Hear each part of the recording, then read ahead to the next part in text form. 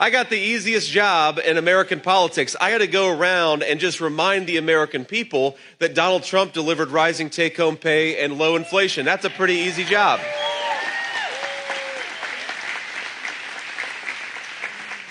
Governor Walz has to go around and somehow convince the American people that Kamala Harris is going to solve the very problem she's been creating over the last 3.5 years. That is tough.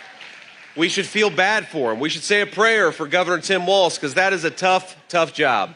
Is the concern that they have that a Harris-Walz, team would be too liberal, or do they point to, in Minnesota, you allowed tampons in different bathrooms and trans people were allowed to play sports, and, oh my God, we're all going to be communists? Like, what are they? Our children are eating breakfast and lunch. Right. Yeah.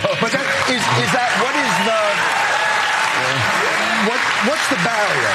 Yeah. What do you find is the barrier to them being able to place that? Well, for a lot of them, they've never crossed over that line. I mean, it really is, and you can say it about, Liz Cheney and Dick Cheney and some of those. Every problem facing us can be solved, but now the fate of our nation is in your hands.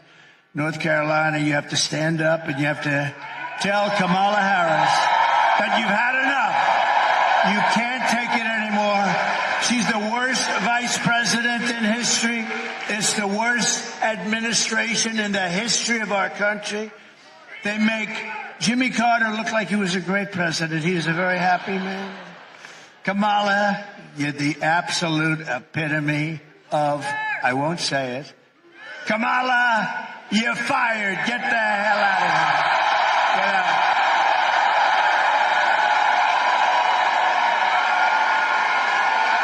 Get out of here, Kamala. We're running against the most radical, most incompetent, most unfit vice president in the history of our country. No one respects her. No one trusts her. No one takes her seriously. Something is clearly wrong with her. She can't put two sentences together. She's an international joke, and she is going to end up getting us into a third world war. This person cannot be president when the people of North Carolina were stranded and drowning in Hurricane Helene. Kamala Harris was at a glitzy fundraiser in a city that she destroyed, San Francisco. She spent the last 4 years taking your money to provide shelter and benefits to illegal aliens. But when North Carolina needed help, Kamala Harris was nowhere to be found. And it took her a long time to get here, too. And she only came here because she's running for office. I was here the day after. I didn't want to go in. I didn't want to disturb them, but I was in North Carolina.